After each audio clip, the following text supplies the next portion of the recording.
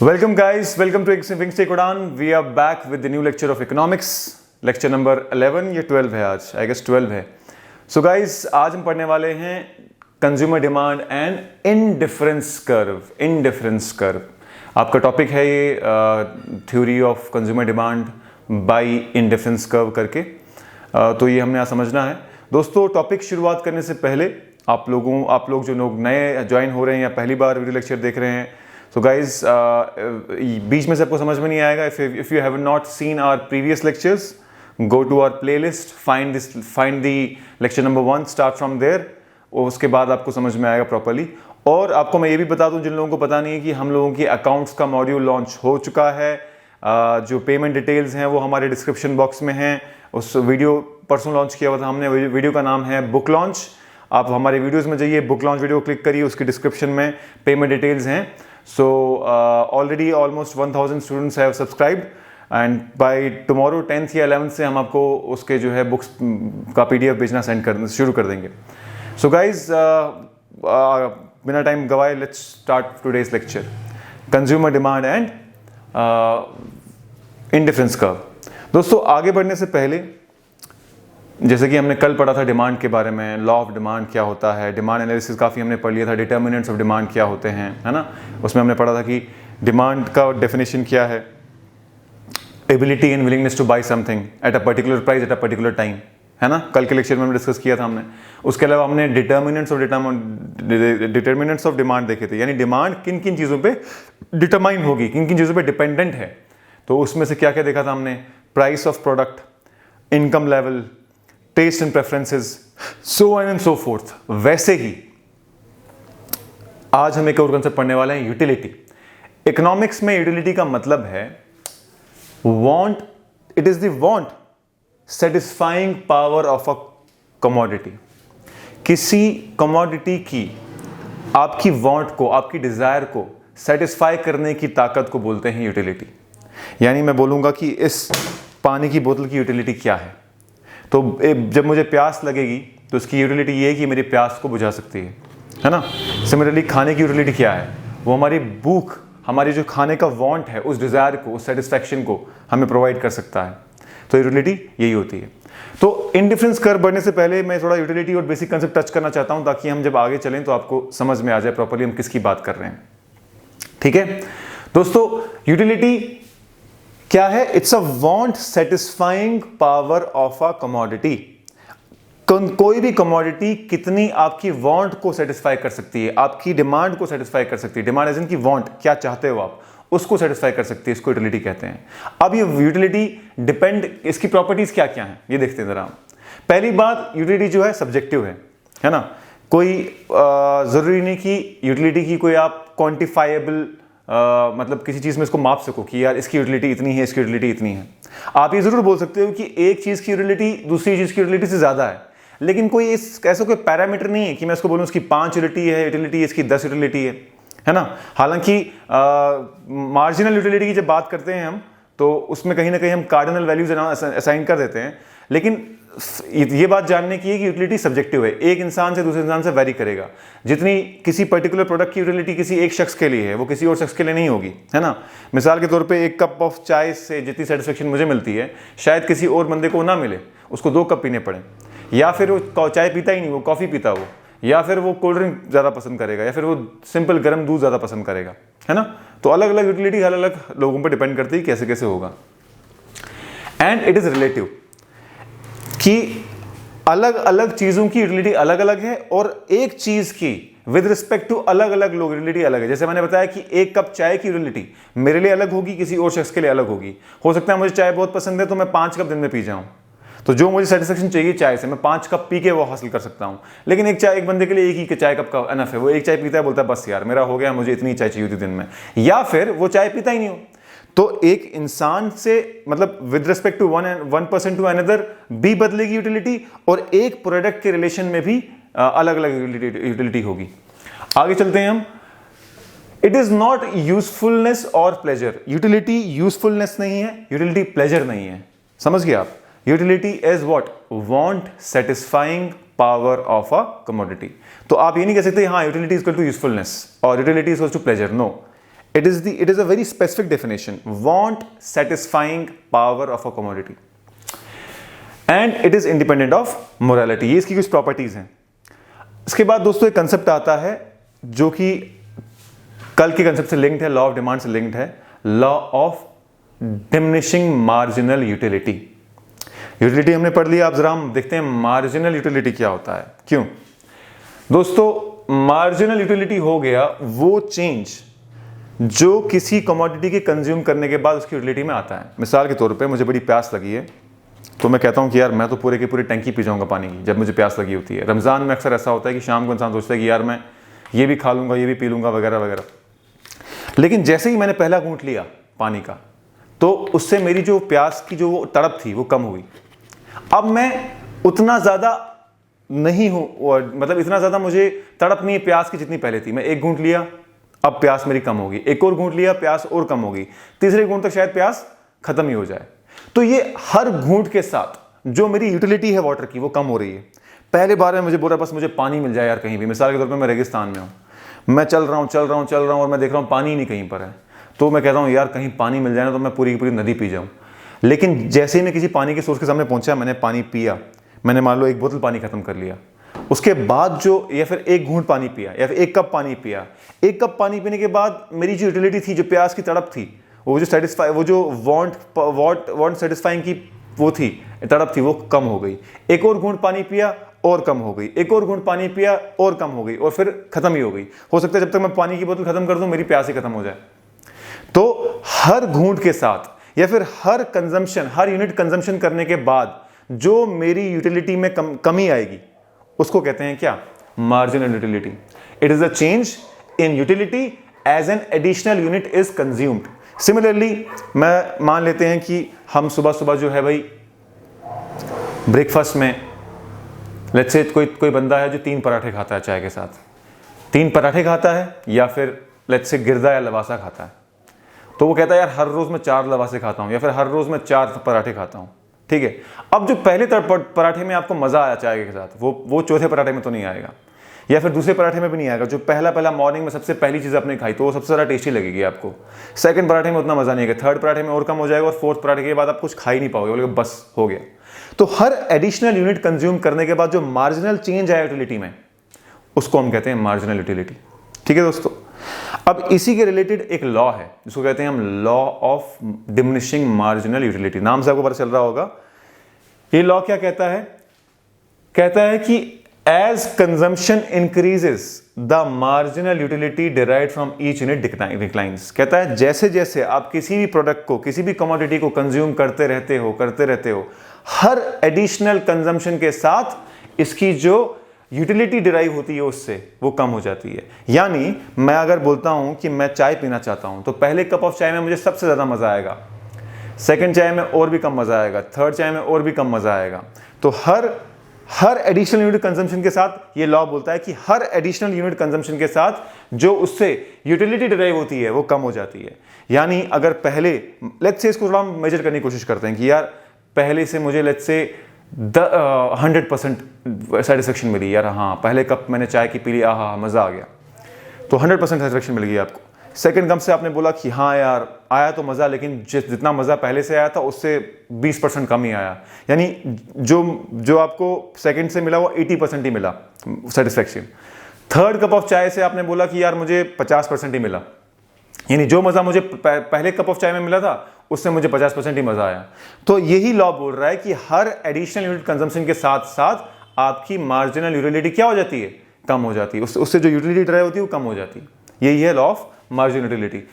It says that as consumption increases the marginal utility derived from each unit declines. हर unit से marginal utility जो derive करते हो आप वो कम हो जाती है. ठीक है. ये था भैया थोड़ा बहुत बैकग्राउंड. अब आते हैं हम हमारे असली टॉपिक पे जो कि है इंडिफरेंस कर्व. दोस्तों जैसे कि मैंने आपको बात की, हमारा जो सेटिस्फाइंग पावर है वो अलग अलग चीज़ों की अलग अलग है ना. हम इमेजिन करते हैं कि सुबह सुबह चाय में, जैसे मैंने आपको एग्जांपल दी कि यार हमें सुबह सुबह चाय में एक तो चाय चाहिए, एक तो रोटी चाहिए साथ में, है ना. हो सकता है कि हम 1 कप चाय और 3 रोटियां खाते हो, या कोई ऐसा इंसान शख्स हो जो 2 रोटियां और 3 कप चाय पीता हो, कोई ऐसा होगा जो 3 कप चाय और 1 रोटी खाता हो। हर किसी का अलग अलग वो है ना। तो इंडिफरेंस कर्व कहता है कि मैं कोई ऐसी 2 प्रोडक्ट्स लूंगा, कोई ऐसे 2 प्रोडक्ट को कंपेयर करूंगा जिनके नंबर में वेरिएशन करने की वजह से सेटिस्फेक्शन बराबर रहे। यानी मैं बोलूंगा कि ये शख्स जो है, अगर ये 2 चीजें कोई कंज्यूम करता है, चाय और पराठा, तो कौन कौन सी कॉम्बिनेशन से चाय और पराठे की इसकी जो सेटिस्फेक्शन है ब्रेकफास्ट की वो बराबर रहेगी। वो बोलेगा कि मैं, ऐसा हो सकता है कि आप 3 कप चाय पियो और 1 पराठा खाओ, आपकी जो ये आपका डेली शेड्यूल है। लेकिन कोई बोलता है आपको, अच्छा यार आज पराठा तो चाय तो 3 कप नहीं है, चाय 2 ही कप है, लेकिन पराठे मैं आपको 2 दे सकता हूं। तो आप बोले कोई बात नहीं, 2 कप चाय पी लेंगे, 2 पराठे खा लेंगे। कभी बोलेगा यार आज चाय सिर्फ 1 कप है, पराठे 3 है, आप बोलोगे वो भी सही है। तो तीनों सिचुएशन में आपकी क्या हुई, सेटिस्फेक्शन बराबर रही। समझ गया आप? या फिर दोस्तों ऐसा सोच सकते हैं कि हर रोज आप चावल और क्या कहते हैं ये 3 रोटी और 2 प्लेट सब्जी खाते हो, या फिर दो बाउल सब्जी खाते हो, ठीक है। तो आपने बोला कि यार मुझे हर दिन 3 रोटी 2 बाउल सब्जी तो चाहिए। एक दिन मम्मी ने बोला कि आज 2 बाउल सब्जी नहीं है, 1 ही बाउल सब्जी है, तो आप लेकिन रोटी 4 खा सकते हो। आपने बोला कोई नहीं, रोटी सब्जी कम खा लूंगा, 4 रोटी खा लूंगा, तो भी बात ही बराबर ही है। या आप मम्मी बोलती है आपकी कि आज रोटी जो है वो कम है, सब्जी ज्यादा है, आज आपको रोटी 2 ही मिलेगी लेकिन सब्जी आपको 3 बाउल मिलेगी, तो आप बोलेंगे वो भी ठीक है, उससे भी बराबर सेटिस्फेक्शन मिलेगी। तो इंडिफरेंस कर्व दरअसल ऐसी कॉम्बिनेशन ढूंढने की कोशिश करता है जिन 2 प्रोडक्ट्स की कॉम्बिनेशन के नंबर्स को हम चेंज करें लेकिन सेटिस्फेक्शन बराबर रहे, ठीक है। आओ मैं आपको मिसाल देकर समझाता हूं। दोस्तों मिसाल इसकी ये है, लेट अस से आपके घर में जब आप बच्चे थे, घर में फ्रूट आया, मैंगो और पीच, ठीक है। तो बच्चे जल्दी आए, 5-6 बच्चे हैं, आपके कजिन्स भी घर में आए हुए, सब ने एकदम हमला किया उस फ्रूट्स पे। कुछ ने मैंगोज ले लिया, कुछ ने पीच ले लिया। आपके हिस्से में लेट अस से 2 मैंगोज आए, ठीक है। तो और किसी दूसरे आपके उसमें क्या कहते हैं, और आपके हिस्से में जो पीच आए वो क्या आए, वो 10 आए, ठीक है। तो आपने 10 पीच पकड़ लिए, 2 मैंगो पकड़ लिए। अब आपका एक कज़न है जिसके पास मैंगो ज़्यादा है और पीच कम है, वो आपके पास आता है, बोलता है यार तेरे पास मैंगो बहुत कम है, एक काम कर, मैं तुझे एक आम देता हूँ, तू मुझे 5 पीच दे दे, क्योंकि आम जो है ज़्यादा पसंदीदा होता है बच्चों को। तो वो 2 मिनट सोचता है, कहता है हाँ ठीक है यार, आम अगर मुझे मिल जाए तो मुझे उतनी ज़्यादा पीच खाने भी क्यों है, तो मुझे तो आम ज़्यादा पसंद है। तो आपने कहा ठीक है, पहले मेरे पास 2 आम और 10 पीच थे, तो मैं एक काम करता हूँ, मैं 5 जो आपका 5 पीच है उसको दे देता हूँ, उसके बदले में मुझे एक क्या मिल जाएगा, एक एडिशनल मैंगो मिल जाएगा, ठीक है। तो आपके पास अब क्या हो गए, 3 आम और 5 पीच हो गए।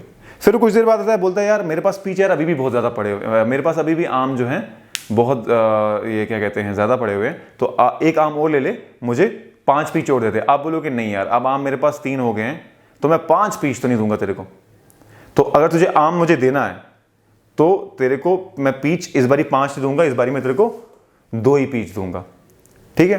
तो आपने अगली बार क्या बोला, बोला ठीक है एक और आम मैं लूंगा, लेकिन उसके एवज में मैं सिर्फ तेरे को क्या दूंगा, 2 पीच दूंगा, ठीक है। उसने कहा ठीक है। वो बोलता है यार एक काम कर, एक और आम दे दे 2 पीच के बदले। अब बोलता है नहीं, क्योंकि जो मेरी सेटिस्फेक्शन थी आम से अब मुझे वो मिल चुकी है, तो मुझे कोई खास टेंशन नहीं कि मुझे आम और मिलना चाहिए। तो अब की बार मैं बोलता हूं भैया देख, 1 पीच दूंगा उसके बदले मुझे 1 आम दे दे, वरना मुझे नहीं चाहिए। यहां समझाने की कोशिश क्या कर रहा हूं मैं, ये समझाने की कोशिश कर रहा हूं कि जो लड़का, जो बच्चा, जो कजन आपका 2 आम और 10 पीच में सेटिस्फाइड था, उसको किसी ने बोला कि 1 आम एडिशनल ले ले और 5 पीच दे दे।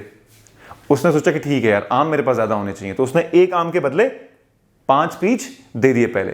फिर दूसरा बंदा आता है, उसको बोलता है कि यार 1 आम मेरे से ले ले और 5 पीच मुझे भी दे दे। कहता नहीं यार मेरे पास आम बहुत हो गए, मेरी यूटिलिटी जो आम की है वो पूरी हो जाएगी, लेकिन हाँ अगर तू मेरे को 2 पीच के बदले ही 1 आम दे रहा है तो मैं मान जाऊंगा। तो उसने 2 पीच दिए उसको और 1 आम उसको मिल गया। अब बोलता है कि यार एक और आम ले ले। कहता है यार देख मेरे पास बहुत आम हो गए, मेरी आम की यूटिलिटी जो सेटिस्फेक्शन है मिल चुकी है मुझे, अब मैं तुझे आम तभी दूंगा जब तू मुझे 1 पीच के एवज में ही आम दे देगा। तो इस जगह पर उसने कितना दिया, सिर्फ 1 पीच दिया और उसको क्या मिला, 1 आम मिला। अब जब हम इसको प्लॉट करेंगे ग्राफ में, देखो ये 2 आम है, ये मैंगोज है एक्स एक्सिस पे और ये पीच है वाई एक्सिस पे। तो पहला पॉइंट हमने यहां लिया, 10 आम और 2 पीच थे इसके पास। अब जैसे जैसे आगे बढ़ते गए हम, अब 3 आम पे इसको कितने मिले, 5 पीच मिले। तो ये क्या था, ये था 2 आम 10 पीच, ये था 3 आम 5 पीच, और ये पॉइंट कौन सा है, 4 आम 3 पीच, और ये पॉइंट कौन सा है, 5 आम 2 पीच। तो हमने देखा कि इस ग्राफ पे जब हमने ये पॉइंट्स मेजर किए और एक ग्राफ को प्लॉट किया, इस ग्राफ को हम कहेंगे इंडिफरेंस कर्व, IC।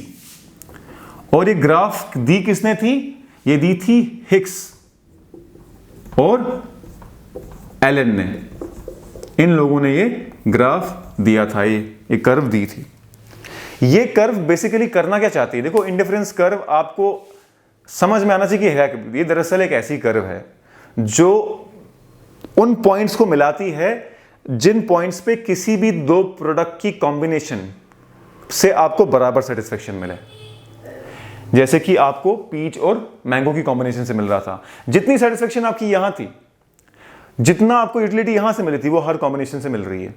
तो आपकी हर पॉइंट पे सेटिस्फेक्शन बराबर है, चाहे आपके पास 2 आम और 10 पीच हो, चाहे 3 आम और 5 पीच हो, चाहे 4 आम और 3 पीच हो, ये सब आपको उतनी ही यूटिलिटी देंगे जितनी आपको 2 आम और 10 पीच दे रहे हैं। यही थी इंडिफरेंस कर्व। तो दोस्तों अभी भी अगर आपको समझ नहीं आया तो सिंपल भाषा में ये समझो कि कोई भी ऐसा पॉइंट, कोई भी ऐसी कॉम्बिनेशन 2 प्रोडक्ट्स की जिनमें आपको बराबर सेटिस्फेक्शन मिलती है, चाहे आप किसी को कितना भी वैरी कर लो। इसकी एक और एग्जांपल ले सकते हैं। मिसाल के तौर पे आप सुबह 2 लवासे और 1 गिरदा खाते हो। किसी ने बोला आज यार एक काम कर, 1 लवासा और 2 गिरदे खा ले, या फिर 1 लवासा और 4 गिरदे खा ले। तो आपने कहा वो भी ठीक है, वो भी ठीक है मेरे लिए। तो या फिर आपने, किसी ने बोला आपको कि यार आज गिरदा नहीं है तो आज लवासे के साथ तू अंडा खा ले। आपने बोला वो भी ठीक है, बराबर बराबर मिल रहा है। अगर कोई बोलेगा आपको नहीं खाली चाय पी ले, वो आपके लिए नहीं है, है ना। ये खाली चाय या फिर बिस्किट दे देगा आपको, शायद आप वो नहीं मानो। कोई भी ऐसे 2 प्रोडक्ट्स जिनकी कॉम्बिनेशन को वेरी करके आपको सेटिस्फेक्शन और यूटिलिटी बराबर मिले, उसी को कहते हैं, वही उन्हीं पॉइंट्स को मिलाकर जो कर्व बनती है उसको क्या बोलते हैं हम, यूटिलिटी, क्या कहते हैं आपकी इंडिफरेंस कर्व। इंडिफरेंस नाम ही इसलिए पड़ा कि इनडिफरेंट, यू आर इनडिफरेंट, आपको फर्क ही नहीं पड़ता है कि कितनी कौन सी कॉम्बिनेशन आप चेंज कर रहे हो। समझ गए दोस्तों। अब इसमें कुछ एजम्पशंस याद रखने के लायक हैं। एजम्पशंस क्या मानकर, क्या एजम्पशंस लेकर ये एनालिसिस हम करते हैं।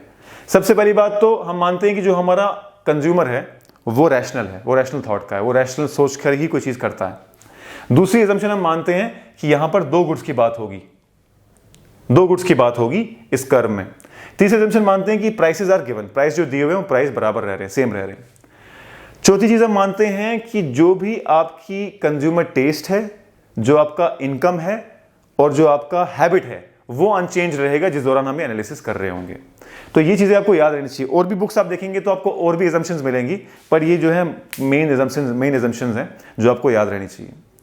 तो दोस्तों इंडिफरेंस कर्व आपको समझ में आ गया होगा कि क्या होता है बेसिकली। कोई डाउट रहे तो आप पोस्ट कर सकते हैं कमेंट सेक्शन में। और दोस्तों इसको आज, इसमें काफ़ी चीज़ें ऐसी भी हैं जो आपको लगता होगा कि काफ़ी चीज़ें जो है बाकी जगहों पर आपको किसी बुक से आप देख रहे होगे तो आपको ज़्यादा मिल रही होंगी। बट मैं आपको पहले भी बोल चुका हूँ कि अननेसेसरली अपने आप को परेशान मत करो। 10 नंबर की इकोनॉमिक्स है, इतना डिटेल में मत जाओ। Economics is a professional subject, अगर ज़्यादा डिटेल में जाओगे तो फिर बहुत कुछ पढ़ाने को है। फिर इंडिफरेंस कर्व पे ही हम 5 लेक्चर दे सकते हैं 1-1 घंटे का। तो इसलिए जितना सिलेबस में हम उतना ही टच करेंगे, और जैसे जैसे सिलेबस अगर खत्म होने के बाद टाइम मिलता है थोड़ा हम और डिटेल में जाएंगे।